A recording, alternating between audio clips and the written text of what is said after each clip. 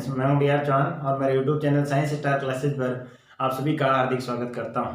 प्यारे विद्यार्थियों, हम बात कर रहे थे 12th बायोलॉजी से लेसन नंबर 6 जो है पढ़ रहे थे हम लोग पादपों में जल अवशोषण व रसारोहण के बारे में। इसमें हमारे पास टॉपिक था रसारोहण क्या होता है। हमने देख लिया कि पादपों में जो मूल है, मूल से लेकर के जल जो है पत्तियों तक पहुंचता है, इस प्रक्रिया को हम क्या कहते हैं? रसारोहण कहते हैं। रसारोहण की क्रियाविधि पढ़ रहे थे। क्रियाविधि में हमने पहला जो इसका सिद्धांत है समझने के लिए टोटल 3 सिद्धांत दिए गए हैं, उनमें से पहला सिद्धांत हमने पढ़ लिया, जैव बल सिद्धांत, है ना। आज हम दूसरा टॉपिक पढ़ेंगे मूल दाब सिद्धांत। इसके बारे में हम पढ़ने वाले हैं, मूल दाब सिद्धांत के बारे में। तो जैव बल सिद्धांत अच्छे से समझ लिया था। जिन लोगों ने मेरा पिछला वीडियो नहीं देखा है, पहले वो पिछला वीडियो देखें, फिर ये वीडियो देखें, ताकि आपको मूल दाब सिद्धांत जो है समझ में आ सके। इसमें क्या होता है प्यारे विद्यार्थियों, मैं बता देता हूं आपको। जैसे इसमें ये है आपके, इसको मैं लिख देता हूं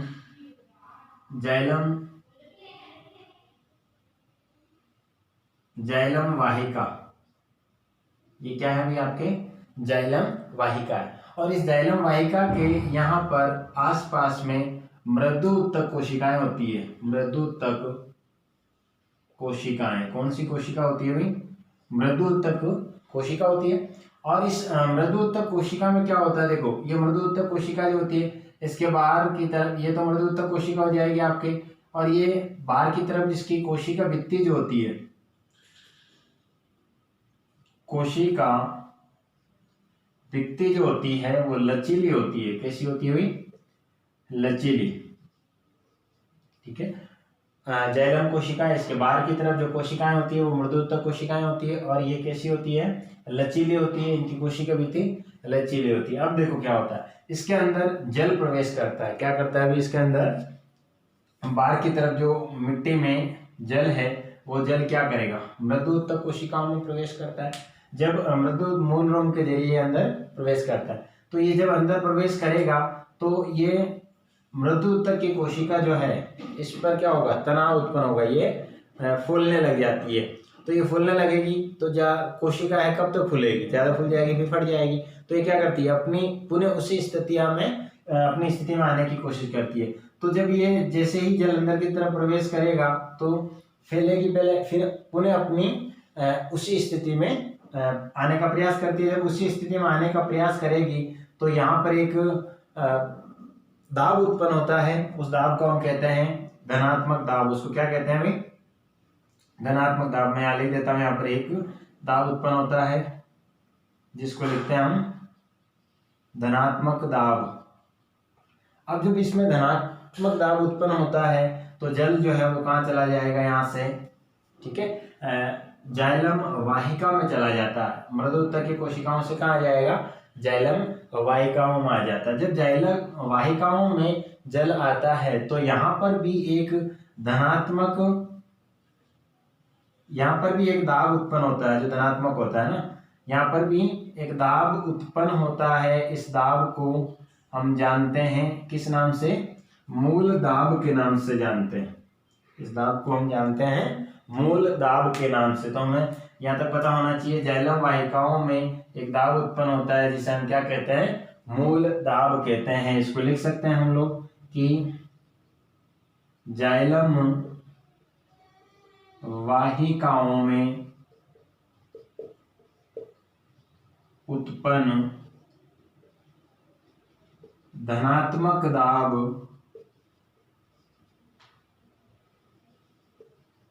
मूल दाब कहलाता है। ध्यान रखना, मूल दाब कहलाता है। ठीक है। जाइलम वाहिकाओं में एक दाब उत्पन्न होता है और इस दाब को हम कहते हैं मूल दाब। आपको ध्यान रखना है, परिभाषा पूछी जा सकती है, इंपॉर्टेंट है। ठीक है, 1 नंबर की परिभाषा पूछी जा सकती है आपसे। अब हम बात करते हैं कि ये जो सिद्धांत दिया गया कि मूल दाब के कारण जो है जल मूल रोम से पत्तियों तक पहुंचता है, लेकिन ये सिद्धांत जो है असफल हो गया। ये सिद्धांत इतना मान्य नहीं है, असफल रहा। असफल क्यों रहा? इसके क्या कारण है? नंबर 1 पे मैं आपको बता देता हूँ इसके क्या कारण है। सबसे पहले बात करते हैं, आज तक जितने भी जो पादप हैं, उन पादपों में मूल दाब जो है वो कितना है? मूल दाब जो मापा गया है वो 2 एटीएम मापा गया है, 2 एटमॉस्फेयर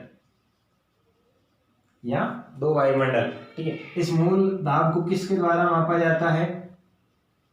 मैनोमीटर द्वारा मापा जाता है। ध्यान रखना, ये भी पूछा जा सकता है कि मूल दाब को किस यंत्र के द्वारा मापा जाता है, तो मैनोमीटर के द्वारा मापा जाता है। जब वैज्ञानिकों ने पादपों में मूल दाब को मापा तो जितने भी पादपों में मापा गया आज तक, उनमें 2 एटीएम से अधिक किसी में भी मूल दाब नहीं पाया गया।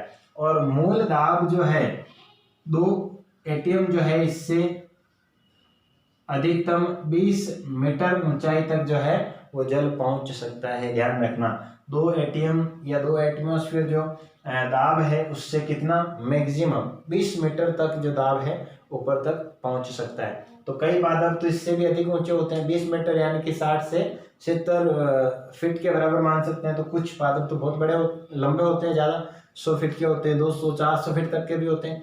तो उन पादपों में मूल दाब के द्वारा जल का स्थानांतरण कैसे होगा? इस मूल दाब सिद्धांत को माने तो उनमें तो होना ही नहीं चाहिए था, लेकिन फिर भी उनमें होता है। तो यहाँ पर जो है मूल दाब सिद्धांत लागू नहीं होता है। जो ऊंचे काष्ठीय पादप है उनमें कितना, ऊंचे काष्ठीय जो पादप है उनमें लगभग 12 एटीएम दाब की आवश्यकता होती है। कितने एटीएम की? 12 एटीएम की आवश्यकता होती है उनमें जल जो है पत्तियों तक पहुंचाने के लिए, जो लंबे काष्ठीय वृक्ष है उनमें। तो पहला तो आपके पास ये हो गया कि एटमॉस्फेयर, 2 एटमॉस्फेयर के कारण जो है ऊंचे काष्ठीय पादपों में रसारोहण नहीं हो सकता। दूसरा कारण क्या है इसका, मैं आपके यहाँ पर, ये तो हो गया आपके पहला कारण, फिर यहाँ पर लिख देता हूँ आपके दूसरा कारण। दूसरा कारण क्या है, जैसे हम पढ़ते हैं जिम्नोस्पर्म, आपने 11th क्लास में पढ़ा होगा। जिम्नोस्पर्म जो प्लांट है, जिम्नोस्पर्म जो पादप है, इनके अंदर जाइलम वाहिका नहीं होती है। जाइलम वाहिका अनुपस्थित होती है या नहीं होती। जब इनमें जाइलम वाहिकाएं नहीं है, जाइलम वाहिकाएं नहीं है तो इनमें मूल दाब भी नहीं होता है। तो जाइलम वाहिका नहीं है तो इसमें मूल दाब भी उत्पन्न नहीं होगा। क्योंकि हमने क्या पढ़ा, हमने पढ़ा कि जाइलम वाहिकाओं में एक दाब उत्पन्न होता है जिसे हम मूल दाब कहते हैं। इनमें तो जाइलम वाहिका है ही नहीं, तो मूल दाब भी उत्पन्न नहीं होता है। तो इस सिद्धांत की माने तो जिम्नोस्पर्म पादपों में रसारोहण होना ही नहीं चाहिए, लेकिन जबकि उनमें भी होता है। तो इस कारण से ये सिद्धांत जो है पूर्णतः सही साबित नहीं हुआ, असफल रहा। आपको इसके बारे में समझ में आ गया होगा। मैं एक डायग्राम के जरिए भी इधर बता देता हूँ, छोटा सा डायग्राम, ज़्यादा इंपॉर्टेंट नहीं है। एक बार आप इसका स्क्रीनशॉट ले लें। यहाँ पर मैं बता देता हूँ आपको एक छोटा सा डायग्राम बना करके।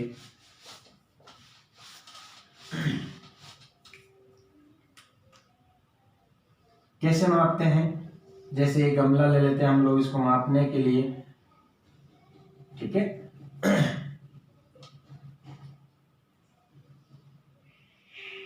इस तरह से, ठीक है। और इस गमले में हम एक पादप लगा देते हैं। माना कि इसमें लगा हुआ एक पादप है जिसका ये तना है। ये क्या है भाई, एक पादप का तना है। इस तने पर क्या करते हैं, एक रबर ट्यूब बांध देते हैं। इस तने पर क्या बांध देते हैं भाई, रबर ट्यूब बांध देते हैं। इस पर क्या बांध दी जाएगी, रबर ट्यूब लगा दी जाती है। और इस रबर ट्यूब के बाद में इसको लिख देता हूँ रबर ट्यूब। और इसके बाद में जो है वापस मैनोमीटर लगा दिया जाता है, जिसे मैं यहाँ पर बता देता हूँ। इस तरह का मैनोमीटर होता है।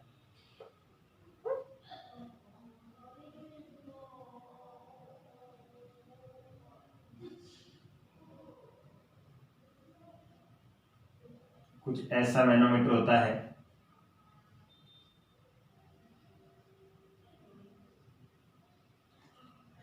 ये हो जाएगा आपके मैनोमीटर। इसके द्वारा मूल दाब को मापा जाता है। और इस मैनोमीटर को किससे जोड़ देंगे, यहाँ पर ये पूरा ही मैनोमीटर ही है कंप्लीट जो मैं बना रहा हूँ। इस तरह से, और इसको एक स्टैंड से बांध देते हैं यहाँ पर। ठीक है मेरे विद्यार्थियों, इसको यहाँ से फिर इसमें कुछ चिन्ह बने हुए होते हैं जिसके माध्यम से हम इसमें नोट कर लेते हैं कि जो मूल दाब है वो कितना है। ये एटमॉस्फेयर को नापने के लिए इस तरह से एक स्केल बनी हुई होती है, पैमाना बना होता है, और इस पैमाने से हम माप लेते हैं कि इसमें जो है मूल दाब कितना है। इसको कंप्लीट डार करना है यहाँ तक।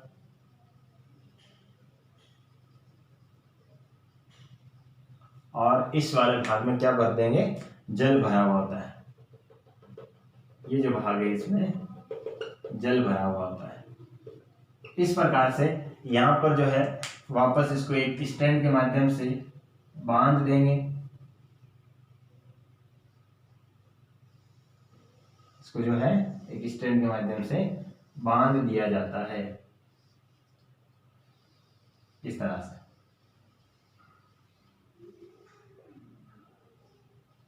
ठीक है, तो ये हो जाएगा आपके मूल दाब को इस प्रकार के यंत्र के द्वारा मापा जाता है। यहाँ पर लिख सकते हैं मूल दाब को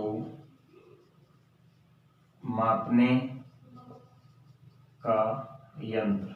ठीक है, मूल दाब को मापने का यंत्र। इस डायग्राम को आपको ध्यान में रखना है। एक गमला लेंगे, उस पर एक तना है, उस तने के ऊपर क्या करेंगे, रबर ट्यूब बांध देते हैं और उस पर जल से भरा हुआ एक मैनोमीटर लगा देते हैं, और इस स्केल पर जो है एटमॉस्फेयर को माप लिया जाता है। कितना एटमॉस्फेयर, 2 एटमॉस्फेयर से अधिक नहीं आएगा, और 2 एटमॉस्फेयर से जो है 20 मीटर ऊंचाई तक जल पहुंच सकता है। तो ये सिद्धांत जो है असफल रहा, इतना सफल नहीं रहा।